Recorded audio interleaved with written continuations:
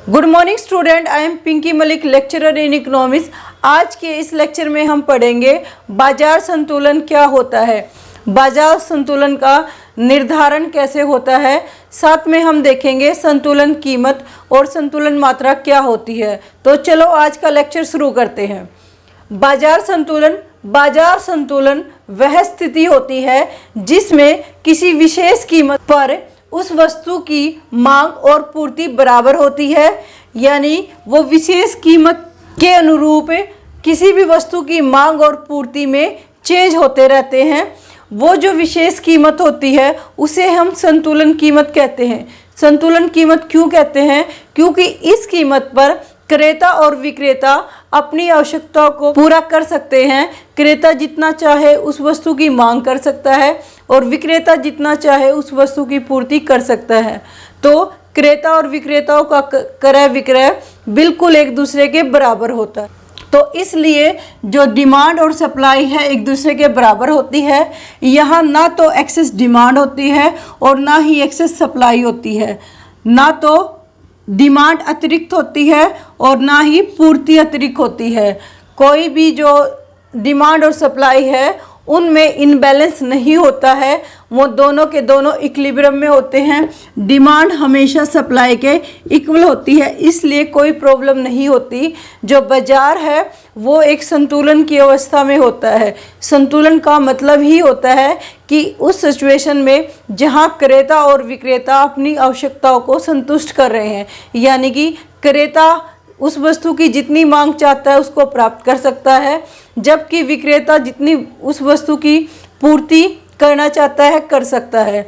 तो अब हम बात करते हैं संतुलन कीमत। संतुलन कीमत वही होती है जो बाजार में उस समय उपलब्ध होती है, जो प्रचलन में होती है जब बाजार में संतुलन होता है। बाजार संतुलन में तब होता है जब किसी की बाजार मांग, यहाँ बाजार मांग का मतलब है किसी वस्तु की मांग जो सभी क्रेताओं द्वारा की गई है।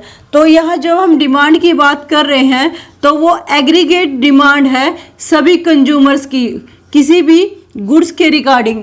और जो सप्लाई है वो भी एग्रीगेट सप्लाई है जो बाजार में जितनी भी फर्में हैं उन्होंने की है। अब हम देख लेते हैं कि संतुलन कीमत क्या है। संतुलन कीमत वह कीमत होती है जिस पर किसी वस्तु की मांग और पूर्ति बराबर होती है, अर्थात क्रेता और विक्रेताओं का क्रय विक्रय क्रम से एक दूसरे के बराबर होता है। संतुलन कीमत का निर्धारण कैसे होता है, संतुलन कीमत कैसे डिटरमाइन होती है, इसको हम एक टेबल से समझ सकते हैं।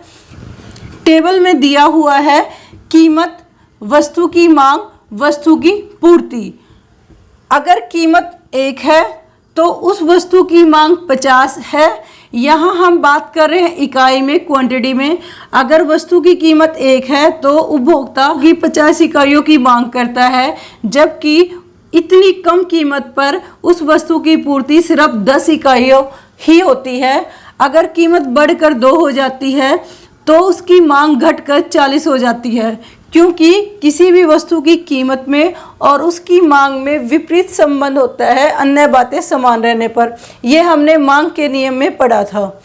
लेकिन कीमत के बढ़ जाने से उस वस्तु की पूर्ति बढ़ जाती है। यह भी हमने पूर्ति के नियम में किया था कि अन्य बातें समान रहने पर किसी वस्तु की कीमत और उसकी पूर्ति में सीधा संबंध होता है, प्रत्यक्ष संबंध होता है कि जैसे जैसे कीमत बढ़ती है किसी वस्तु की जो पूर्ति है वो भी बढ़ती है। अगर किसी वस्तु की जो कीमत कम हो रही है, यानी 2 से 1 हो जाती है, तो वस्तु की पूर्ति भी घटकर 20 से 10 हो जाती है। तो इनके बीच में कीमत और वस्तु की मात्रा में सीधा संबंध होता है। आगे अगर कीमत बढ़कर 3 हो जाती है तो वस्तु की मांग दोबारा घटकर 30 हो जाती है, जबकि वस्तु की पूर्ति है वो बढ़ रही है। तो इस कीमत पर वस्तु की मांग और वस्तु की पूर्ति एक दूसरे के बराबर है। 30 इकाइयाँ पूर्ति की और 30 इकाई मांग की है, तो इसे हम संतुलन कीमत कहते हैं। ये जो प्राइस है ये हमारा इक्विलिब्रियम प्राइस है, जिस पर किसी वस्तु की मांग और पूर्ति एक दूसरे के बराबर है। Demand equal supply. अगर हम इससे आगे बात करते हैं, कीमत बढ़कर 4 हो जाती है तो वस्तु की मांग घटकर 20 हो जाती है और पूर्ति बढ़कर 40 हो जाती है। इस कीमत पर यहाँ जो मांग है वो पूर्ति से कम है। Demand is less than supply.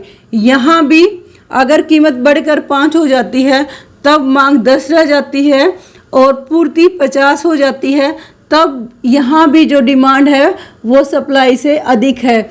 अगर हम यहाँ बात करें तो जो डिमांड है वो सप्लाई से अधिक है और यहाँ भी डिमांड है वो सप्लाई से अधिक है, यानी संतुलन कीमत से ऊपर डिमांड ज़्यादा होती है, एक्सेस डिमांड है, जबकि यहाँ जो है वो एक्सेस सप्लाई है। तो संतुलन की स्थिति वो होती है जहाँ डिमांड और सप्लाई एक दूसरे के बराबर हो, ना तो एक्सेस डिमांड हो और न ही एक्सेस सप्लाई हो। डायग्राम के द्वारा अब हम देख लेते हैं कि बाजार कीमत का निर्धारण कैसे होता है। OX पर हम क्वांटिटी लेते हैं जो कि किसी वस्तु की मांग और पूर्ति को दिखाती है। OY पर हम प्राइस को लेते हैं जो कि कीमत है और यहाँ हम क्वांटिटी लेते हैं। डिमांड कर्व नेगेटिव स्लोप का होता है और बाजार संतुलन की जो अजम्पशंस है वही यही है कि जो सबसे पहले हमारी अजम्पशंस आती है वो ये आती है कि जो डिमांड कर्व है वो नेगेटिव स्लोप है और जो सप्लाई कर्व है वो पॉजिटिव स्लोप है। ये हमने टेबल से भी समझा है। इस डायग्राम में जो डिमांड कर्व है उसको हम DD से डिनोट करते हैं और सप्लाई कर्व है उसको हम SS से डिनोट करते हैं। जहाँ एक दूसरे को कट करते हैं, एक दूसरे को इंटरसेक्ट करते हैं, उसको हम इक्विलिब्रियम पॉइंट बोलते हैं और उस पॉइंट पर जो मात्रा डिसाइड होती है वो संतुलन मात्रा कहलाती है, जबकि इस पॉइंट पर जो प्राइस निर्धारित होता है वो संतुलन प्राइस कहलाता है, इक्विलिब्रियम प्राइस कहलाता है।